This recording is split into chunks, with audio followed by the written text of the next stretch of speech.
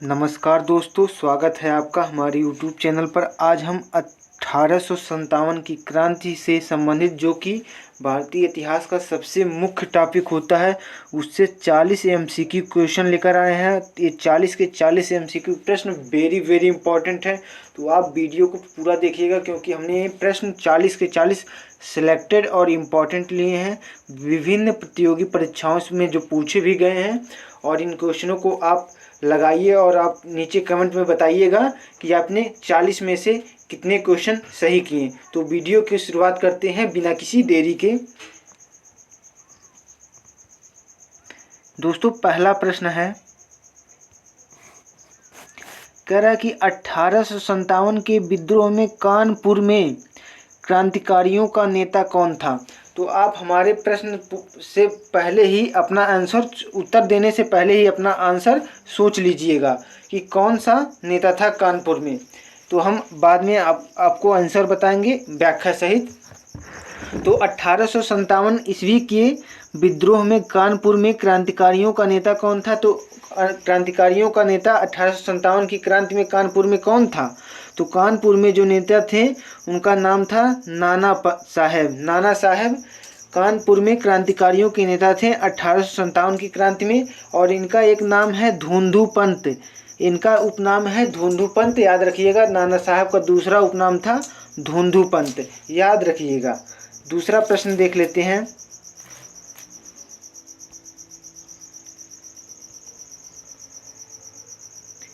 दूसरा प्रश्न कह रहा है कि भारतीय राष्ट्रीय कांग्रेस ने पूर्ण स्वराज का प्रस्ताव कब पास किया था। तो भारतीय राष्ट्रीय कांग्रेस ने पूर्ण स्वराज का प्रस्ताव, कह रहा है कि कब पास किया था। तो भारतीय राष्ट्रीय कांग्रेस ने पूर्ण स्वराज का प्रस्ताव 1929 में लाहौर अधिवेशन में पास किया था। और इसकी अध्यक्षता, लाहौर अधिवेशन की अध्यक्षता JL नेहरू ने की थी, यानी पंडित जवाहरलाल नेहरू ने इसकी अध्यक्षता की थी, याद रखिएगा। नेक्स्ट क्वेश्चन है, तीसरा प्रश्न है, लाहौर में भारतीय राष्ट्रीय कांग्रेस का अधिवेशन किस वर्ष हुआ था। तो लाहौर में भारतीय राष्ट्रीय कांग्रेस का अधिवेशन जो हुआ था वो 1929 में हुआ था। आपको हमने बताया 1929 में पंडित जवाहरलाल नेहरू की अध्यक्षता में कांग्रेस का लाहौर अधिवेशन हुआ था। इसमें पूर्ण स्वराज की मांग की गई थी। यही पहला अधिवेशन था, याद रखिएगा। क्वेश्चन पूछा जा सकता है और अपना आप सही उत्तर काउंट करते रहिएगा। अगर आप 30 प्रश्न, कम से कम 30 प्रश्न कर देते हैं तो आप एक्सीलेंट माने जाएंगे। 25% कर देते हैं तो आप एक औसत विद्यार्थी माने जाएंगे, एवरेज स्टूडेंट माने जाएंगे। तो देखते हैं आप कितना प्रश्न करते हैं, तो कमेंट बॉक्स में ज़रूर लिखिएगा। अगला है, पुणे समझौता किसके किसके बीच हुआ था। तो पुणे समझौता जो हुआ था वो महात्मा गांधी और डॉक्टर अंबेडकर के बीच 1932 में, याद रखिएगा। महात्मा गांधी और डॉक्टर अंबेडकर के बीच 1932 में यरवदा जेल में हुआ था। यरवदा जेल पुणे महाराष्ट्र में हुआ था। पुणे समझौता, याद रखिएगा, बहुत इम्पोर्टेंट है ये समझौता। नेक्स्ट क्वेश्चन है, पांचवा प्रश्न है, 1932 में ब्रिटिश प्रधानमंत्री रैमजे मैकडोनाल्ड ने सांप्रदायिक पंचायत की घोषणा की। इसके द्वारा निम्न में से किसे पृथक निर्वाचन के अधिकार दिए गए थे। तो कह रहा है कि 1932 में ब्रिटिश प्रधानमंत्री रैमसे मैकडोनाल्ड ने जो घोषणा की थी, उसके द्वारा किसे सांप्रदायिक, यानी कि सांप्रदायिक नहीं, निर्वाचन के कुछ अधिकार दिए गए थे सांप्रदायिक पंचायत के अंतर्गत। तो उसको किसने किया था, किसे दिया गया था। क्या सिख धर्म को या दिया गया था, या मुसलमानों को दिया गया था, या पारसियों को दिया गया था, या हरिजनों को दिया गया था। तो ये दिया गया था 1932 में, जब यरवदा जेल में महात्मा गांधी और डॉक्टर भीमराव अंबेडकर के मध्य पुणे समझौता हुआ था, तब हरिजनों को दिया गया था यह अधिकार। नेक्स्ट क्वेश्चन है, सविनय अवज्ञा आंदोलन का नेतृत्व निम्न में से किसने किया था। तो सविनय अवज्ञा आंदोलन का नेतृत्व किसने किया था। इसका सही जवाब होगा, सविनय अवज्ञा आंदोलन का नेतृत्व महात्मा गांधी जी ने किया था। सविनय अवज्ञा आंदोलन का नेतृत्व, याद रखिएगा, वेरी वेरी इंपॉर्टेंट है। 7वां प्रश्न देख लेते हैं। कह रहा है सविनय अवज्ञा आंदोलन किस वर्ष स्थगित किया गया था। तो सविनय अवज्ञा आंदोलन को 1934 में स्थगित किया गया था। 1934 में सविनय अवज्ञा आंदोलन को स्थगित किया गया था, याद रखिएगा। नेक्स्ट क्वेश्चन है सविनय अवज्ञा आंदोलन कब प्रारंभ हुआ था। तो सविनय अवज्ञा आंदोलन जो प्रारंभ हुआ था हमारा मार्च 1930 में। मार्च 1930 में महात्मा गांधी ने सविनय अवज्ञा आंदोलन को प्रारंभ किया था। नेक्स्ट प्रश्न है, कह रहा है कि महात्मा गांधी ने नमक सत्याग्रह कब किया था। तो महात्मा गांधी ने नमक सत्याग्रह 1930 में ही किया था। 1930 में महात्मा गांधी ने नमक सत्याग्रह किया था, याद रखिएगा, 1930 में। नेक्स्ट प्रश्न है, दांडी यात्रा क्यों प्रारंभ की गई थी। तो दांडी यात्रा को इसलिए प्रारंभ किया गया था क्योंकि गांधी जी ने आह्वान किया था कि हमें नमक को उसमें अंग्रेज सरकार के एकाधिकार को समाप्त करने के लिए ही दांडी यात्रा प्रारंभ की गई थी। लेकिन इसमें से देखते हैं कि नमक कानून तोड़ने के लिए, दूसरा है कि इनमें से कोई नहीं, तीसरा है ब्रिटिश उत्पीड़न के विरुद्ध आंदोलन चलाने के लिए, चौथा है गिरफ्तार आंदोलनकारियों को मुक्त कराने के लिए। तो कौन सा हो जाएगा। तो हमारा यहाँ पर हो जाएगा राइट आंसर नमक कानून तोड़ने के लिए। महात्मा गांधी द्वारा नमक कानून तोड़ने के लिए दांडी यात्रा प्रारंभ की गई थी। नेक्स्ट प्रश्न है, भारत छोड़ो आंदोलन का नेतृत्व किसके नेतृत्व में प्रारंभ हुआ था। तो भारत छोड़ो आंदोलन का नेतृत्व किया था महात्मा गांधी ने। 1942 में भारत छोड़ो आंदोलन का नेतृत्व किया था महात्मा गांधी ने, याद रखिएगा। महात्मा गांधी ने 1942 में भारत छोड़ो आंदोलन का नेतृत्व किया था, याद रखिएगा। नेक्स्ट क्वेश्चन है, और उस समय जब इन्होंने भारत छोड़ो आंदोलन का नेतृत्व किया था तो उस समय इन्होंने नारा दिया था करो या मरो, करो या मरो, फाइट फॉर जस्टिस, यानी कि करो या मरो।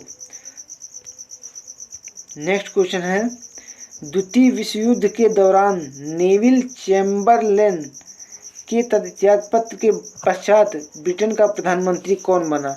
जब द्वितीय विश्व युद्ध हमारा 1939 से 1945 ईस्वी तक चला तो ब्रिटेन के प्रधानमंत्री नेविल चैम्बरलेन थे। तो नेविल चैम्बरलेन के इस्तीफा देने के बाद ब्रिटेन के प्रधानमंत्री बने थे Winston Churchill. Winston Churchill Britain के प्रधानमंत्री बने थे, याद रखिएगा, विंस्टन चर्चिल। नेक्स्ट क्वेश्चन है, भारत के इतिहास में 8 अगस्त 1942 ईस्वी क्यों महत्वपूर्ण है। तो भारत के इतिहास में 8 अगस्त 1942 का क्या इसलिए महत्व है कि महात्मा गांधी के असहयोग आंदोलन के कारण। तो असहयोग आंदोलन तो हमारा 1921-22 में हुआ था, ये तो नहीं है। सिंगापुर में सुभाष चंद्र बोस के आज़ाद हिंद फौज के निर्माण के लिए, तो ये भी गलत है।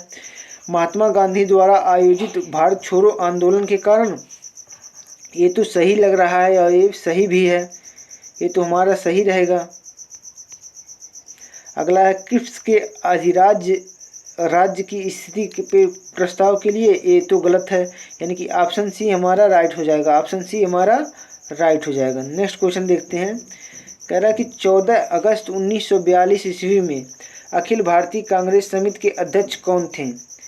तो ऑप्शन ए दिया है मौलाना अबुल कलाम आज़ाद, ऑप्शन बी दिया है श्रीमती नायडू यानी कि श्रीमती सरोजनी नायडू, और ऑप्शन सी दिया है महात्मा गांधी।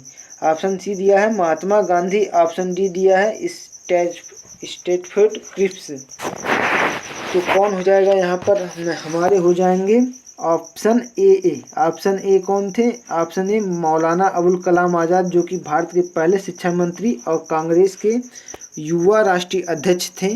यही 14 अगस्त 1942 को अखिल भारतीय कांग्रेस समिति के अध्यक्ष थे, याद रखिएगा। क्वेश्चन वेरी वेरी इंपॉर्टेंट है। नेक्स्ट क्वेश्चन है, भारत छोड़ो आंदोलन के समय भारत का वायसराय कौन था। तो भारत छोड़ो आंदोलन के समय भारत छोड़ो आंदोलन शुरू हुआ था 1942 में। 1942 में भारत छोड़ो आंदोलन शुरू हुआ था और उस समय भारत में वायसराय था लिनलिथगो। लिनलिथगो उस समय वायसराय था भारत में, याद रखिएगा। नेक्स्ट क्वेश्चन है, द्वितीय विश्व युद्ध कब से कब तक चला था? तो द्वितीय विश्व युद्ध 1939 से 1945 तक चला था, याद रखिएगा। नेक्स्ट क्वेश्चन है, करो या मरो का नारा किस आंदोलन में लगाया गया? तो करो या मरो का नारा जो है भारत छोड़ो आंदोलन 1942 में लगाया गया था, करो या मरो का आंदोलन का नारा। नेक्स्ट क्वेश्चन है, जर्मनी के आत्मसमर्पण के बाद किस वर्ष ब्रिटेन में मजदूर पार्टी लेबर पार्टी के हाथ सत्ता आई थी?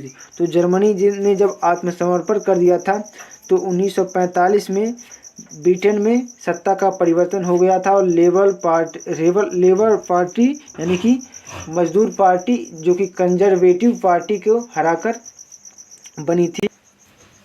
नेक्स्ट क्वेश्चन है, भारत छोड़ो आंदोलन कब प्रारंभ हुआ था? तो भारत छोड़ो आंदोलन जो प्रारंभ हुआ था अगस्त 1942 में। अगस्त 1942 में भारत छोड़ो आंदोलन प्रारंभ हुआ था, याद रखिएगा। नेक्स्ट क्वेश्चन है, वर्धा प्रस्ताव का दूसरा नाम क्या है? तो वर्धा प्रस्ताव का जो दूसरा नाम है उसे कहते हैं भारत छोड़ो आंदोलन। भारत छोड़ो आंदोलन को ही वर्धा प्रस्ताव कहा जाता है, याद रखिएगा। नेक्स्ट क्वेश्चन है, पश्चिमोत्तर सीमा प्रांत में समाज के सुधार के लिए अब्दुल गफ्फार खां के नेतृत्व में एक आंदोलन प्रारंभ किया गया। इस आंदोलन का क्या नाम था? तो इस आंदोलन को कहते थे खुदाई खिदमतगार आंदोलन। खुदाई खिदमतगार आंदोलन और इसे लाल कुर्ती आंदोलन भी कहते हैं। लाल कुर्ती आंदोलन भी कहते हैं, याद रखिएगा। लाल कुर्ती आंदोलन भी कहते हैं, याद रखिएगा। नेक्स्ट क्वेश्चन है, Hindu window remarriage act. Hindu window remarriage act कब बना? तो हिंदू विडो रीमैरिज एक्ट यानी कि हिंदू विधवा अधिनियम, हिंदू महिला विधवा अधिनियम कब बना था? तो हिंदू महिला विधवा अधिनियम बना था 1856 में। 1856 में बना था। नेक्स्ट क्वेश्चन है, 20वीं सदी में केरल के दलित के उत्थान के लिए किसने काम किया? तो 20वीं सदी में केरल में दलितों के उत्थान के लिए जो कार्य किए थे वो नारायण गुरु ने किए थे। नारायण गुरु ने केरल में दलितों के उत्थान के लिए कार्य किया था, याद रखिएगा।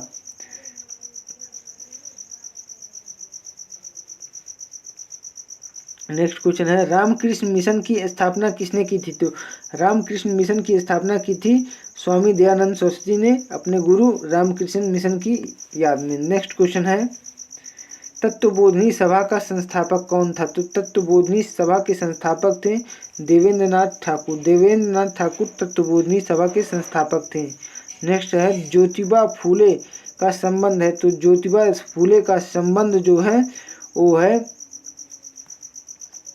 जाति विरोधी आंदोलन से। जाति विरोधी आंदोलन से ज्योतिबा राव फूले का संबंध है, याद रखिएगा। नेक्स्ट क्वेश्चन है, किसने कहा था एक जाति एक धर्म और एक ईश्वर? तो एक जाति और एक धर्म और एक ईश्वर का नारा जो दिया था नारायण गुरु ने नारा दिया था, एक जाति एक धर्म और एक ईश्वर को मानने वाला नारा नारायण गुरु का है। नेक्स्ट क्वेश्चन है, निम्नलिखित में से कौन सा कथन सत्य है? तो आइए कथन की जांच करते हैं कि कौन सा कथन हमारा सत्य हो जाएगा। अगला पहला है ऑप्शन ए, दयानंद सरस्वती ने मूर्ति पूजा की निंदा की थी। तो हाँ की थी, ये तो सही है हमारा। दयानंद सरस्वती ने तीर्थ यात्रा की निंदा की थी, तो तीर्थ यात्रा की निंदा उन्होंने नहीं की थी। अगला है, दयानंद सरस्वती ने श्राद्ध संस्कारों की निंदा की थी। तो ये भी नहीं की थी, ये भी गलत है। दयानंद सरस्वती ने वैदिक यज्ञों की निंदा की थी। तो इसका भी निंदा नहीं की थी, उन्होंने केवल मूर्ति पूजा की निंदा की थी। वो मूर्ति पूजा के घोर विरोधी थे। नेक्स्ट क्वेश्चन है, सत्य शोधक समाज के संस्थापक कौन थे? तो सत्य शोधक समाज के संस्थापक थे सत्य शोधक समाज यानी कि सत्याशोधक समाज, उसे इंग्लिश में कहते हैं सत्याशोधक समाज। इसकी स्थापना की थी एनी बेसेंट ने। एनी बेसेंट ने सत्यशोधक समाज की स्थापना की थी। सत्यशोधक समाज की स्थापना करेक्ट कर लीजिए, इनकरेक्ट हमारा ऑप्शन ए हो जाएगा। ज्योतिबा राव फूले ने सत्यशोधक समाज की स्थापना की थी? एनी बेसेंट ने होम रूल लीग की स्थापना की थी, याद रखिएगा। एनी बेसेंट और बाल गंगाधर तिलक ने होम रूल लीग की स्थापना की थी। गलती से हम ऑप्शन बी पे चले गए। इन्होंने की थी होम रूल लीग की स्थापना 1916 में, याद रखिएगा। अगला प्रश्न है, प्रार्थना समाज के संस्थापक कौन थे? तो प्रार्थना समाज के संस्थापक थे आत्माराम पांडुरंग। आत्माराम पांडुरंग प्रार्थना समाज के संस्थापक थे। अगला है, थियोसोफिकल सोसाइटी की स्थापना किसने की थी? तो थियोसोफिकल सोसाइटी की स्थापना की थी हेलेना पोटवना ब्लावत्स्की और हेनरी स्टील ओलकार ने इसकी स्थापना की थी। ऑप्शन ए हमारा राइट आंसर हो जाएगा। नेक्स्ट क्वेश्चन देखते हैं। कह रहा कि अहमदिया आंदोलन के नेता थे, तो अहमदिया आंदोलन के नेता थे मिर्जा गुलाम अहमद कादियानी। मिर्जा गुलाम अहमद कादियानी को याद रखिएगा, ये अहमदिया आंदोलन के नेता थे।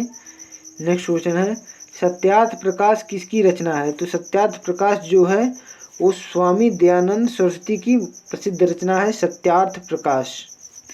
नेक्स्ट क्वेश्चन है, आर्य समाज का संस्थापक निम्न में से कौन सा? तो आर्य समाज के संस्थापक थे दयानंद सरस्वती।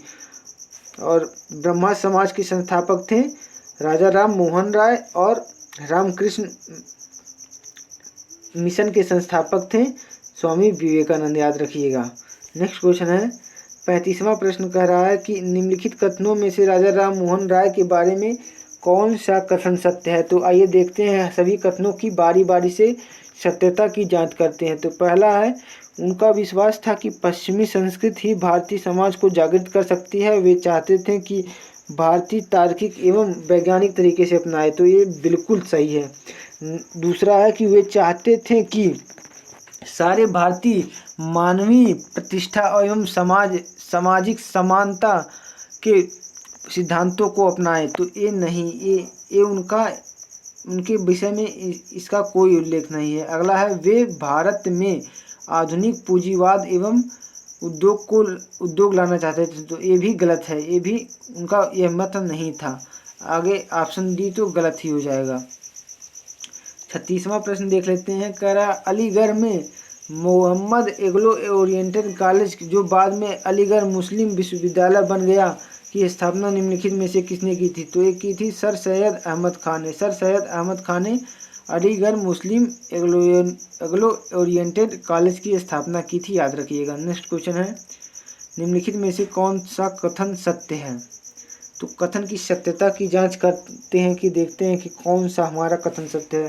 पहला है कि ब्रह्मा समाज के आंदोलन के एकेश्वरवाद में विश्वास करता है, तो ये तो मोनोथिज्म में विश्वास ही करता है। एकेश्वरवाद में ब्रह्मा समाज विश्वास करता है। अगला है कि ब्रह्मा समाज आंदोलन ने गुरु की महत्ता पर जोर दिया, नहीं, इन्होंने गुरु की महत्ता पर जोर नहीं दिया था, इन्होंने ईश्वर की महत्ता पर जोर दिया था। अगला है, ब्रह्मा समाज आंदोलन ने जाति व्यवस्था को मजबूत किया, तो इसने जाति व्यवस्था को मजबूत नहीं किया था, जाति व्यवस्था को मजबूत करने में इनका योगदान नहीं था, और नहीं तो इन्होंने खंडन ही किया था। अगला है, ब्रह्मा समाज ने सती प्रथा का समर्थन किया, नहीं, इन्होंने सती प्रथा का विरोध किया था। नेक्स्ट क्वेश्चन है, ब्रह्मा समाज का उद्देश्य निम्नलिखित में से कौन सा था? तो ब्रह्मा समाज का उद्देश्य क्या था? आइए देखते हैं। एक option A B C D में हमारा कौन सा ऑप्शन सही हो जाएगा? तो राजनीतिक जागृति प्रदान करना ब्रह्मा समाज का उद्देश्य नहीं था। आर्थिक उत्थान प्रदान करना भी ब्रह्मा समाज का उद्देश्य नहीं था। ब्रह्मा समाज का उद्देश्य था धार्मिक सुधार करना। आध्यात्मिक पहलू का उत्थान करना भी ब्रह्मा समाज का उद्देश्य नहीं था। इस प्रकार हमारा राइट आंसर होगा ऑप्शन सी। तो उम्मीद करते हैं आपको ये वीडियो बहुत ही पसंद आई होगी। अगर वीडियो पसंद आई हो तो कमेंट में कुछ ज़रूर कमेंट करना इस वीडियो के बारे में, और आपका स्कोर कितना रहा तो आप अपने स्कोर के बारे में भी कमेंट में बताइएगा। और अगर कोई बच्चा चैनल पर अगर नया आया है तो प्लीज़ चैनल को सब्सक्राइब कीजिएगा और बेल आइकन को भी दबाइएगा, ताकि हमारा वीडियो का लेटेस्ट अपडेट आप तक मिलता रहे। तो मिलते हैं नेक्स्ट वीडियो में, तब तक के लिए जय हिंद जय भारत।